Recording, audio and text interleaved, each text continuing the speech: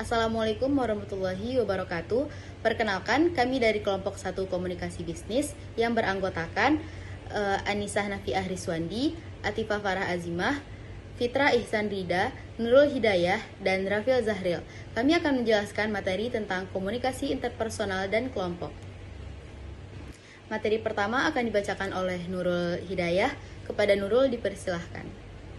Assalamualaikum warahmatullahi wabarakatuh. Baik, sebelumnya saya ucapkan terima kasih banyak kepada teman kita yang bernama Atifah Farah Azimah yang sudah memberikan saya kesempatan untuk bisa menyampaikan materi dari kelompok kami yang berjudul Komunikasi Interpersonal dan Komunikasi Kelompok. Sebelumnya saya juga ingin memperkenalkan diri dulu ya. Perkenalkan, nama saya Nurul Hidayah dengan NIM 221522057 dari jurusan S1 Manajemen.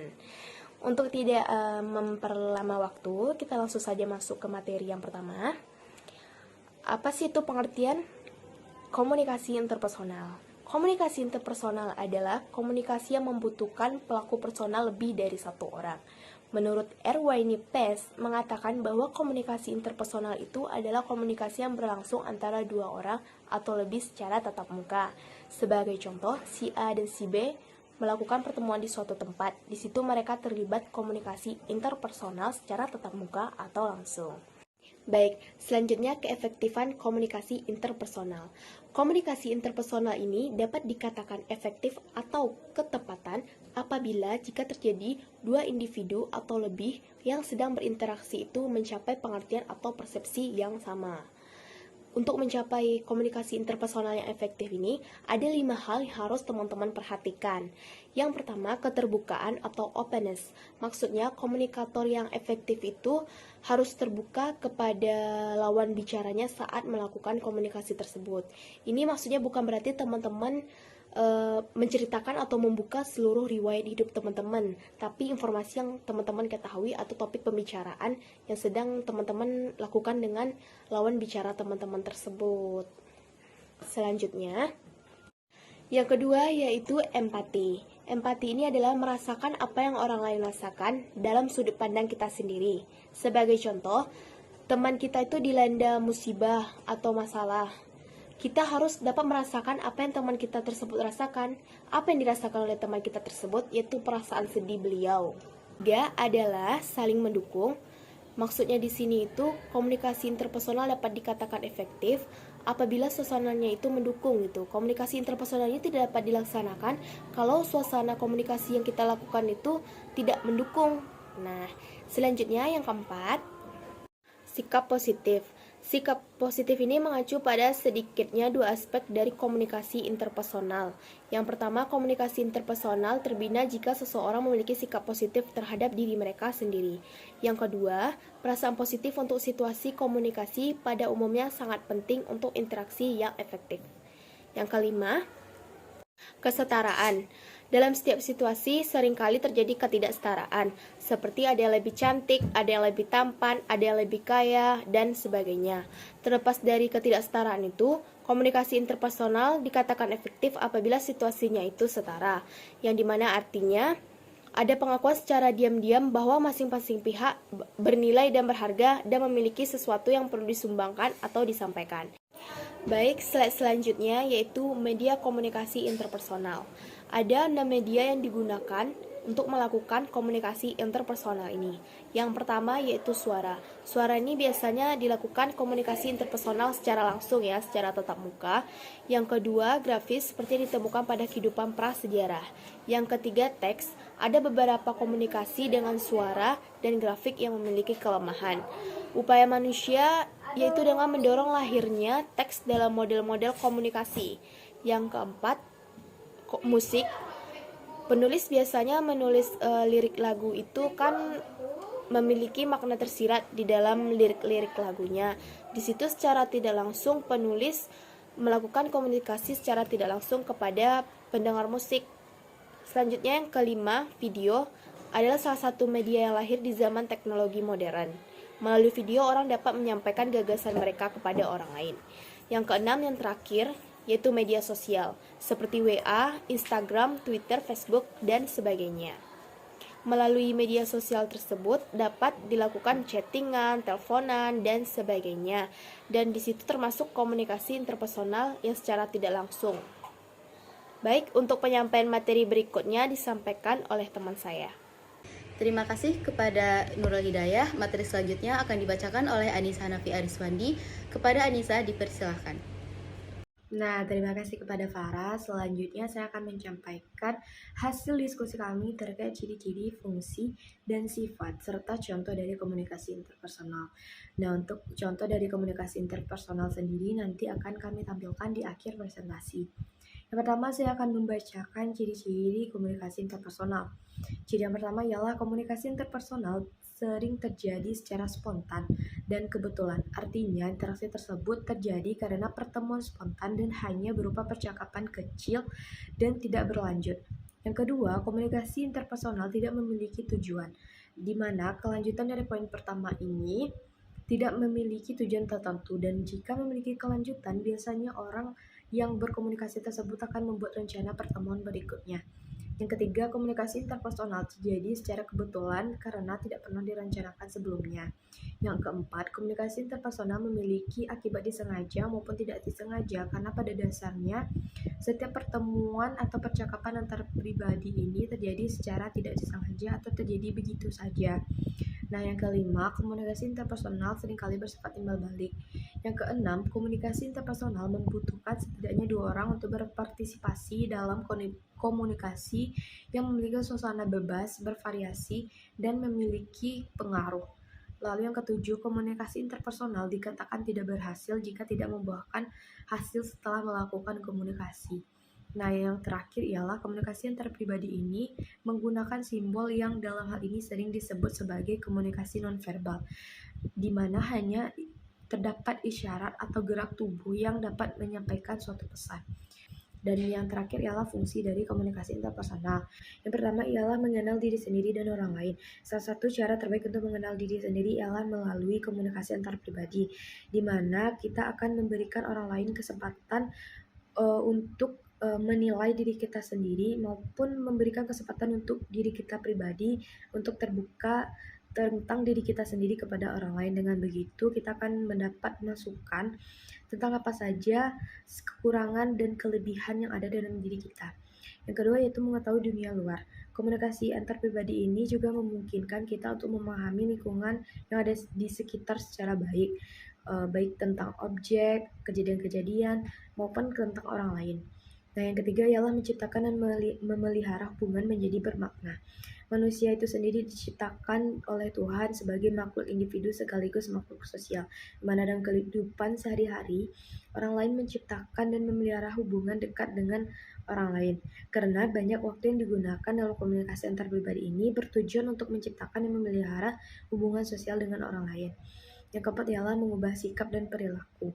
Nah, dalam komunikasi interpersonal ini sering terjadi secara spontan dan tanpa direncanakan. Nah, oleh sebab itu biasanya orang melakukan komunikasi ini akan memperbaiki dirinya dengan mengubah sikap dan perilaku. Lalu yang kelima ialah komunikasi interpersonal berfungsi sebagai tempat bermain dan mencari hiburan. Nah, untuk tempat bermain ini mencakup semua kegiatan untuk memperoleh kesenangan, bercerita dengan teman tentang kegiatan di akhir pekan, membicarakan olahraga, membicarakan kejadian-kejadian lucu, dan pembicaraan-pembicaraan yang lain yang hampir sama. Merupakan kegiatan yang bertujuan untuk memperoleh hiburan. Komunikasi yang demikian diperlukan untuk memberikan suasana yang lepas dari keseriusan, ketegangan, kejenuhan, dan sebagainya. Dan yang terakhir ialah membantu orang lain yang berprofesi seperti menjadi psikiater, psikolog, klinik, dan ahli terapi. Demikian pula, seseorang sering memberikan berbagai nasihat dan saran pada teman-teman yang sedang menghadapi suatu persoalan dan berusaha untuk menyelesaikan persoalan tersebut. Nah, fungsi global dari komunikasi interpersonal sendiri ialah untuk menyampaikan pesan dan feedbacknya diperoleh saat proses komunikasi tersebut berlangsung. Dan yang terakhir ialah fungsi dari komunikasi interpersonal. Yang pertama ialah mengenal diri sendiri dan orang lain. Salah satu cara terbaik untuk mengenal diri sendiri ialah melalui komunikasi antar pribadi, di mana kita akan memberikan orang lain kesempatan untuk menilai diri kita sendiri maupun memberikan kesempatan untuk diri kita pribadi untuk terbuka tentang diri kita sendiri kepada orang lain. Dengan begitu kita akan mendapat masukan tentang apa saja kekurangan dan kelebihan yang ada dalam diri kita. Yang kedua yaitu mengetahui dunia luar. Komunikasi antar pribadi ini juga memungkinkan kita untuk memahami lingkungan yang ada di sekitar secara baik, baik tentang objek, kejadian-kejadian, maupun tentang orang lain. Nah, yang ketiga ialah menciptakan dan memelihara hubungan menjadi bermakna. Manusia itu sendiri diciptakan oleh Tuhan sebagai makhluk individu sekaligus makhluk sosial, di mana dalam kehidupan sehari-hari, orang lain menciptakan dan memelihara hubungan dekat dengan orang lain. Karena banyak waktu yang digunakan dalam komunikasi antar pribadi ini bertujuan untuk menciptakan dan memelihara hubungan sosial dengan orang lain. Yang keempat ialah mengubah sikap dan perilaku. Nah, dalam komunikasi interpersonal ini sering terjadi secara spontan dan tanpa direncanakan. Nah, oleh sebab itu biasanya orang melakukan komunikasi ini akan memperbaiki dirinya dengan mengubah sikap dan perilaku. Lalu yang kelima ialah komunikasi interpersonal berfungsi sebagai tempat bermain dan mencari hiburan. Nah, untuk tempat bermain ini mencakup semua kegiatan untuk memperoleh kesenangan, bercerita dengan teman tentang kegiatan akhir pekan, membicarakan olahraga, membicarakan kejadian-kejadian lucu, dan pembicaraan-pembicaraan yang lain yang hampir sama. Merupakan kegiatan yang bertujuan untuk memperoleh hiburan. Komunikasi yang demikian diperlukan untuk memberikan suasana yang lepas dari keseriusan, ketegangan, kejenuhan, dan sebagainya. Dan yang terakhir ialah membantu orang lain yang berprofesi seperti menjadi psikiater, psikolog, klinik, dan ahli terapi. Demikian pula, seseorang sering memberikan berbagai nasihat dan saran pada teman-teman yang sedang menghadapi suatu persoalan dan berusaha untuk menyelesaikan persoalan tersebut. Terima kasih kepada Anissa Nafiah Riswandi. Materi selanjutnya akan dibacakan oleh Fitrah Ihsan. Kepada Fitrah Ihsan dipersilahkan. Terima kasih kepada teman saya untuk materi sebelumnya. Selanjutnya, perkenalkan saya Fitrah Sarida, NIM 2210522079. Saya akan menyampaikan materi berikutnya, yaitu tentang komunikasi grup. Komunikasi grup adalah komunikasi yang dilakukan oleh 3 orang atau lebih dalam suatu kelompok untuk mencapai tujuan kelompok itu sendiri. Nah, di sini intinya komunikasi grup itu memiliki lebih dari 3 orang. Lebih dari 3 orang bertujuan untuk berbagi informasi, memiliki tujuan tertentu, diadakan seperti rapat, pertemuan, musyawarah, atau sebagainya. Selanjutnya, tujuan komunikasi grup. Yang pertama, menyalurkan ide. Maksudnya, ide antar pihak dapat disampaikan karena setiap orang memiliki idenya masing-masing tentang suatu hal yang sedang dibahas. Yang kedua, membuat suatu keputusan. Ide-ide yang telah disampaikan tadi, anggota grup diharapkan lebih mudah untuk mengambil suatu keputusan dari ide-ide yang sebelumnya disampaikan. Yang ketiga, menghasilkan sebuah solusi. Sama halnya dengan poin kedua tadi, solusi akan lebih mudah untuk diambil ketika ide-ide yang muncul dari setiap anggota kelompok atau grup. Selanjutnya, menjadi media penghubung antar pihak. Jelas di sini dalam berkomunikasi. Yang kelima, menyusun rencana atau kegiatan kelompok. Yang keenam, memecahkan masalah yang dihadapi. Selanjutnya, pelayaran keefektifan komunikasi grup. Yang pertama, pastinya meningkatkan produktivitas kelompok. Karena dalam melakukan kegiatan ini, kita dan kelompok kita bisa dibilang sedang melakukan suatu kegiatan yang produktif. Tentu di sini kita sedang melakukan hal yang produktif atau meningkatkan produktivitas. Yang kedua, mengatasi atau menghindari konflik. Nah, ini juga berkaitan dengan meminimalisir terjadinya kesalahpahaman atau miss dalam berkomunikasi. Yang ketiga, membantu mengembangkan potensi setiap karyawan dengan saling berkomunikasi dan bertukar ide. Setiap anggota kelompok diharapkan dapat mengembangkan potensi berpikir. Nah, dalam ini tentu potensi setiap karyawan dapat berkembang. Yang keempat, membentuk suasana kerja yang kondusif dan profesional. Berikutnya, media-media komunikasi kelompok atau komunikasi grup. Yang pertama, komunikasi tatap muka. Nah, ini melibatkan kehadiran fisik, namun saat sekarang ini dapat digantikan secara virtual. Platform yang bisa digunakan saat ini seperti Zoom, Google Meet, dan lain sebagainya. Yang kedua, komunikasi media saran. Yang kedua, komunikasi media siaran. Jenis media dalam hal ini digunakan untuk memberikan informasi dalam bentuk audio visual. Contohnya seperti TV dan radio. Selanjutnya, media komunikasi seluler. Ini dilakukan melalui handphone. Platform atau media yang dapat digunakan seperti SMS, WhatsApp, LINE, dan lain sebagainya. Selanjutnya, media komunikasi elektronik. Dalam media ini digunakan platform seperti email, internet, dan media sosial. Dalam platform ini tidak begitu personal karena dapat diakses oleh semua orang di internet. Berikutnya, metode komunikasi tertulis. Media ini dilakukan dengan syarat tidak adanya kepentingan atau tidak perlunya untuk bertemu fisik atau bertemu langsung. Contoh dari media ini kebijakan perusahaan, menyurat dalam perusahaan, pemberitahuan pengumuman, dan sebagainya. Sekian penyampaian materi dari saya kembalikan kepada moderator. Terima kasih kepada Fitrah Ihsan. Materi selanjutnya akan dibacakan oleh Rafil Zahril. Kepada Rafil Zahril dipersilahkan.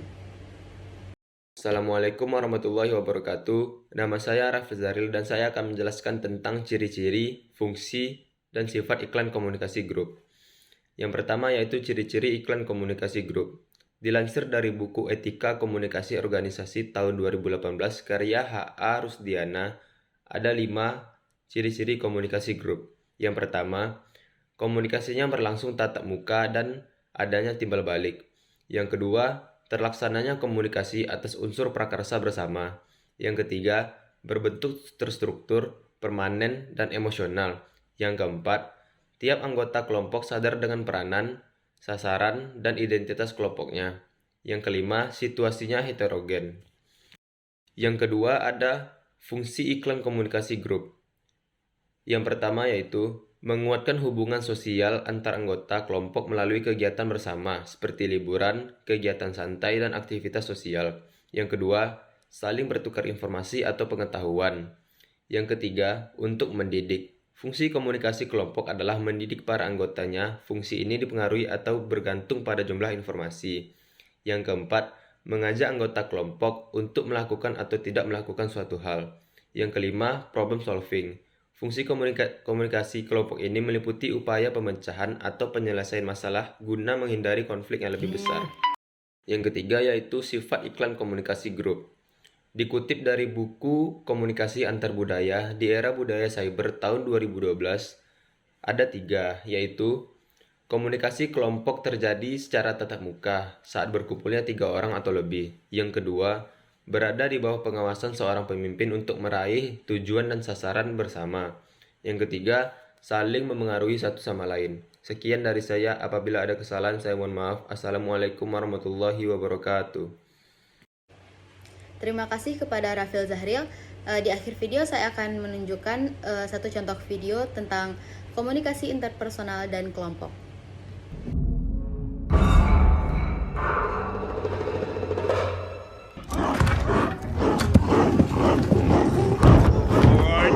All right, everybody sit.